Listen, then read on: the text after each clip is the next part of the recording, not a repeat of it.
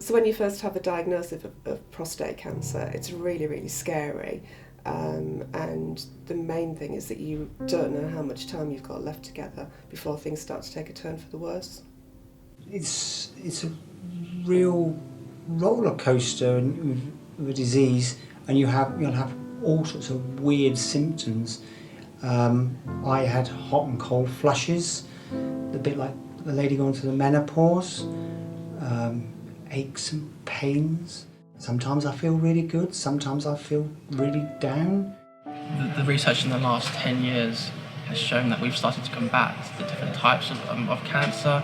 Now the likes of breast cancer, lung cancer are becoming more and more treatable. But without this continued research, cancer is going to keep mutating and becoming harder to research. The oncology department in Oxford is one of the best in the world, offers cutting edge research, which is one of the reasons why I wanted to come here.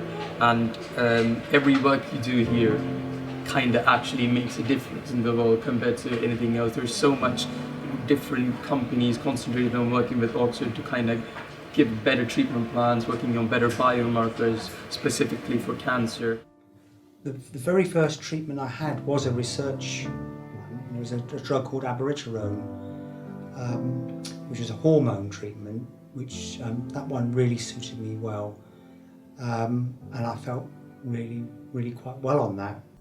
Initially, you sort of cling together because you need each other for support, really, because you've got no idea what the future holds, so you do cling on to each other. But then your roles need to change, and I mean, we ticked along quite nicely for a while. Graham was still fit and well, and latterly, as Graham's got a bit weaker, then I take on more of the heavy sort of lifting stuff in the house that I didn't used to do. It's a very difficult career. I've been researching it for 6 years now. There's many days where I pull my hair out, I don't get any good results. But even if 99% of the time it's bad results, that 1% may be the breakthrough that we need to find a new novel drug that will combat cancer. This is a really horrible, life-changing disease, and without the help of you good folks, this is going to go on forever.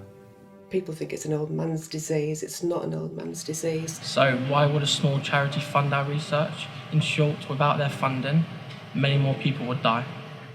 It affects you mentally and physically, and I'd love you to give generously. Prostate cancer is an awful disease, and it could affect any man here today. So please dig deep and give us your money.